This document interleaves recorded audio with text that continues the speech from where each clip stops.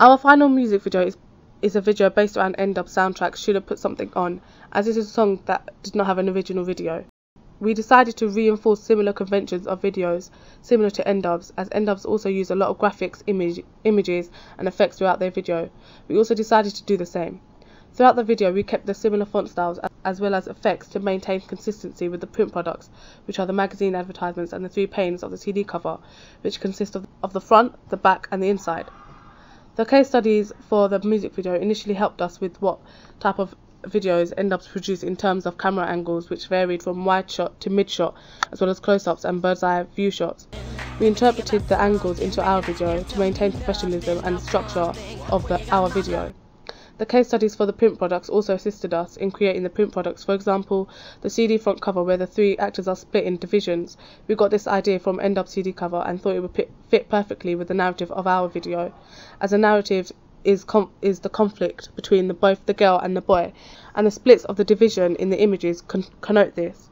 The original soundtrack was placed over the footage, and some sounds were intensified as well as with the graphics to make the video more prominent and sounds more striking to stand out. Overall, we believe the performance of our actors was really good, as they all stayed in character and their lip syncing was praised by a lot of our viewers. Throughout our video, we included a lot of captions which expresses the point on particular words. For example, when the character says no in the video, we had a worded caption which synced in with the timing of the song, which then expressed the rejection and emphasis of his don't deserve to decide when I'm gonna be a papa. However much I hate you, think I'm gonna sit around and watch the little ones suffer? No, I ain't gonna lie, I'm always behind when you get. The colour tones throughout our music video varied from dark tones to bright tones, which connoted the expressions and feelings of the characters when singing. For example, when we had the girl singing, she was singing quite aggressively, and the purpose of this was so that it implies that she's feisty and wants to get her point across. The colour tones we had were of sharp, bright tones, which also tied in with the character. We also had the dark tones when the male character was smoking outside, which connotes he's thinking and stressed. We also had the dark tones of colour when the male and female actor were arguing, which shows that it's a tense scene.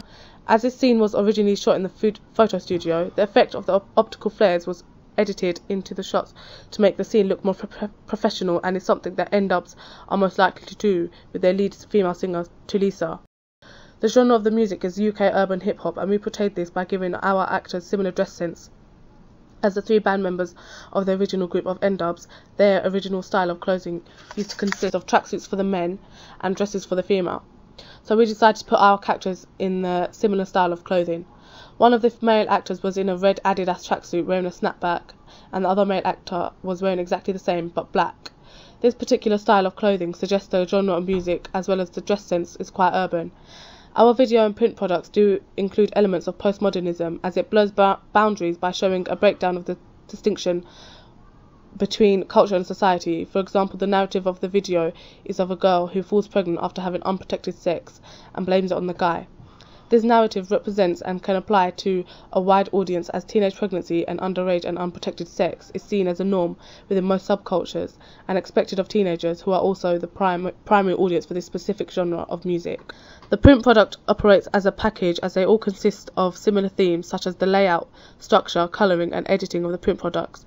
For example, for all the print products we created our own Dubz logo and placed it on the magazine advertisement and the CD digipack. The photography was taken by me in the photo studio, where we had to create call sheets for the actors to specify what they need to wear, as well as what time and other details. Unfortunately, as our female actress was unavailable at all photoshoot times, we had to print screen images of her from our raw footage, which was captured in the photo studio previously. The feedback we received from our pre-production focus group helped us a lot in terms of what we should and shouldn't include in our video. For example, when one of our team members suggested that at the end of the video we have the female character throwing a contraceptive at the male to express that he should have put something on, the focus group disagreed with this idea and said it would bring the video's professionalism down. With the feedback this idea had brought, we implemented the result of the feedback given. We decided to focus more on the characteristics of the actors, as the female actor is more stern, angry and emotional, whereas the male actors are more laid back and careless, which represents a minority of teenage boys. When we pitched our ideas to the focus group concerning our print products, we initially had the idea to have the iconic London buildings such as the London Eye, Big Ben and Westminster Abbey as our background image for the front cover of the CD single.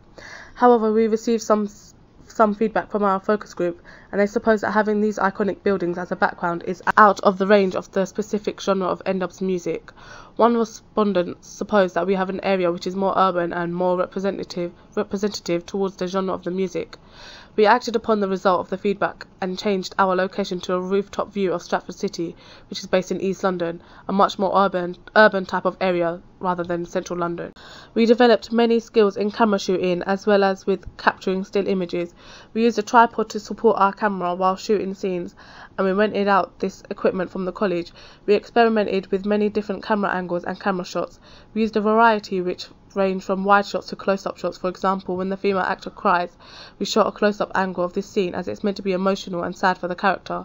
So having the camera close up to the upper part of her head to where we see the teardrop intensifies the scene. We also had a lot of mid-shots, as we noticed Dubz also use a lot of mid-shots in their videos and has a good structure with the other shots that use. We use bird's eye view shots when the female and male character are arguing. We chose to do this type of angle for this to get a different point of view of the argument scene, as well as to show creativity and a range in our choice of angles and the shots. The editing for the video was done by Tahir, as he used Adobe After Effects as this was his main strength, whereas Ashraf and I using Adobe After Effects is one of our weaknesses. As Tahir was the one who was more stronger and confident with his editing skills on After Effects, Ashraf and I contributed and pitched in ideas as well as our thoughts, opinion and assistance as much as we could. The print products were edited on Photoshop, and as this is Ashraf's strongest point, he decided to take lead in this direction. Although Tahir and I still contributed our ideas on what Ashraf should do and shouldn't do and what would look appealing, as well as whether something looked unappealing. Editing on Photoshops and After Effects are not my strongest points. However, photography and the theory of the project is my strongest point, so I decided to take lead in this direction, with assistance and cooperation from both Tahir and Ashraf. For example, when we were in the photo studio capturing still images for the print products, both Tahir and Ashraf were giving me ideas on how we should set the scene and how we could get the actors to represent the band members.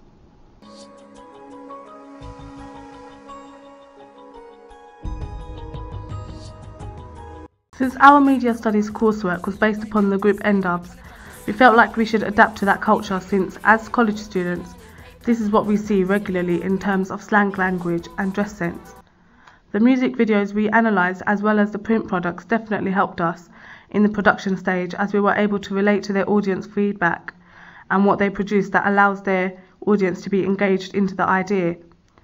Having the same audience, we were able to see what people enjoy, which enabled us to adjust our ideas to a more influential state. The outcome of the acting within the music video was very tremendous, since it reinforced the Dubz acting in the music videos. Talisa had a very powerful position in the video, since the track related to women and pregnancy. Therefore, she had a strong body language and performance. The other two singers that we had a more laid-back emotion and approach towards the audience, since as men, we try to create the impression that they do not care. I think we both know that the both of us ain't got much dough. I'm afraid I can't. In the editing stage of our music video, we decided to pack it with a variety of effects, especially the Talisa studio scene. From a music video called Morning Star by Dubz, analysed in Tahir's case study, Talisa had a nice backdrop edited to recreate a more fantasy feel.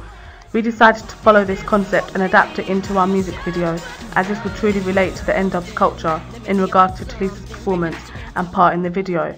The background lights behind Talisa's studio scenes were created using a plugin called Optical Flares.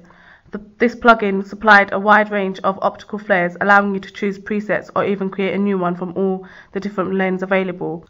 We used a lot of lights to create the wall of light effect, and using the flicker settings to motion the optical flares to flicker slightly to create a realist wall of lights.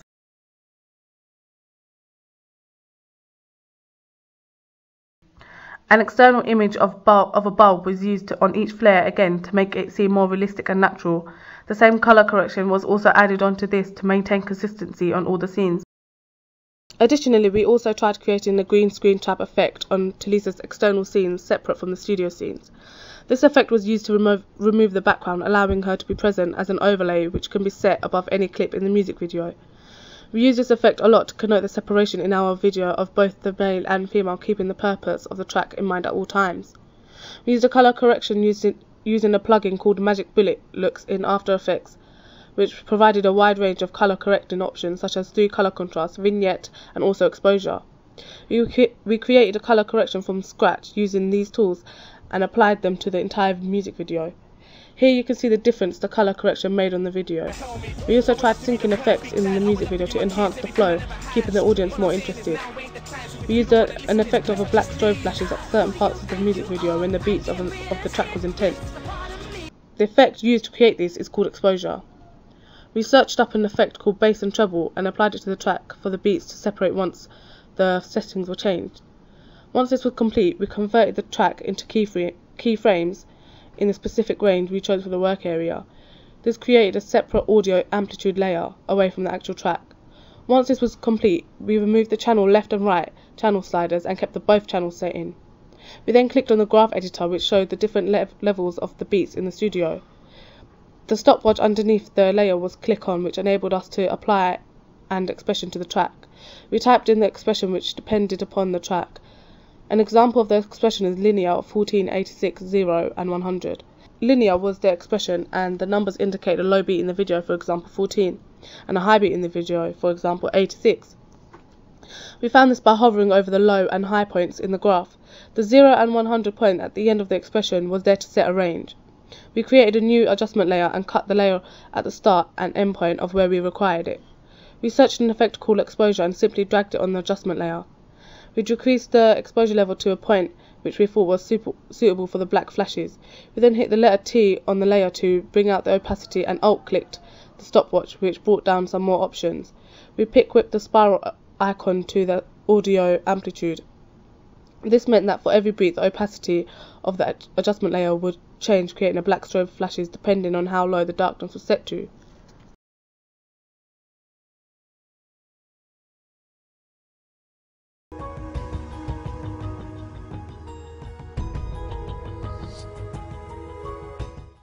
For the CD cover, we started off with the picture of Stratford, which we took from another building.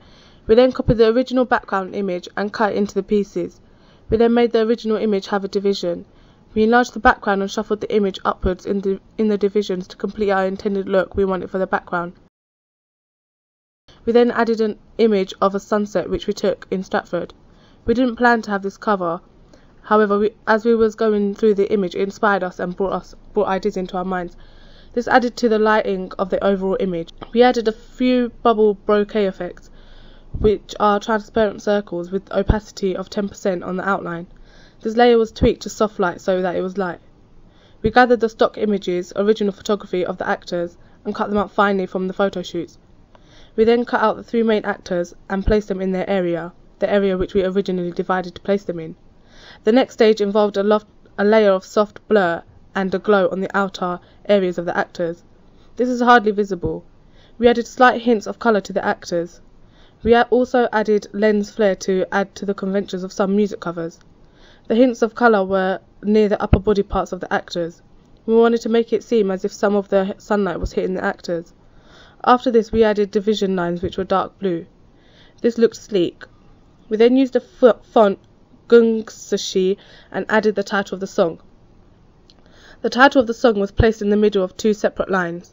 We added a light of orange layer and then added the logo which Ashraf had created before.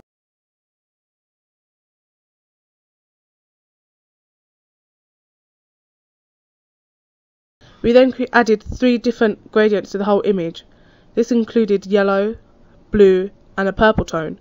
These were tweaked with and put on a soft light mode. This added to realism and made the actors feel more in the background scene.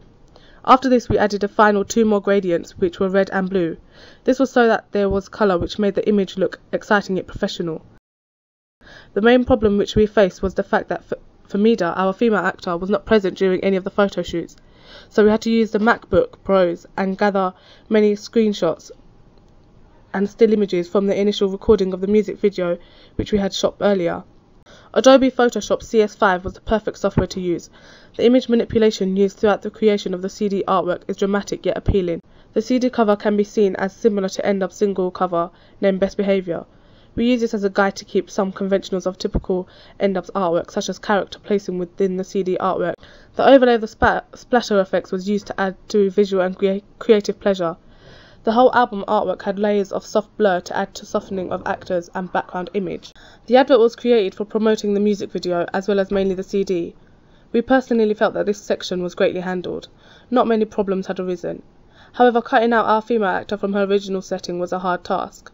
We had to ensure to add shadow effects and put the female actor onto the image we took of a bench. We wanted to be original and creative, so we used an image of both our male actors. We used our own initiatives and we wanted to have a spray paint effect on the male actors on the wall. The actors are both sitting down and they are given direct mode of address to the audience, and this is to help the audience feel more wanted and involved as well as directed to. The female actor kept her femininity as she is sitting while the male actors have the conventional Dubz mean look.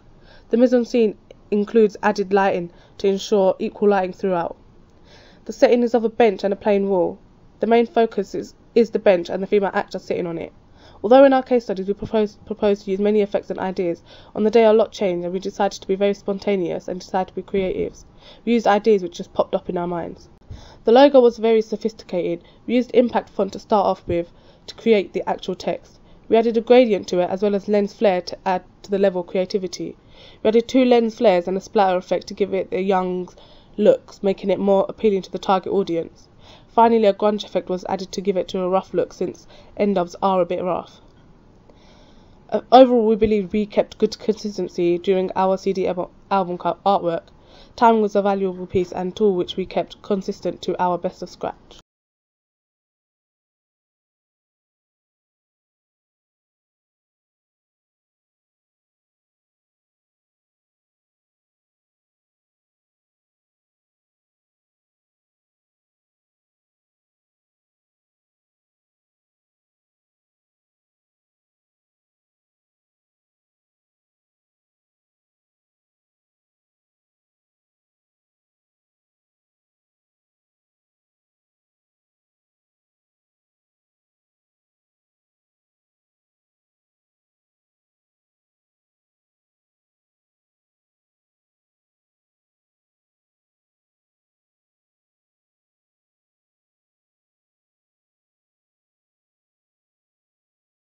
We believe that as a group we've worked exceptionally well together, as we've all brought our own skills and qualities to the group and combined them. We also use Blogger to update and present the progress of our work as well as of our skills throughout the course of the subject.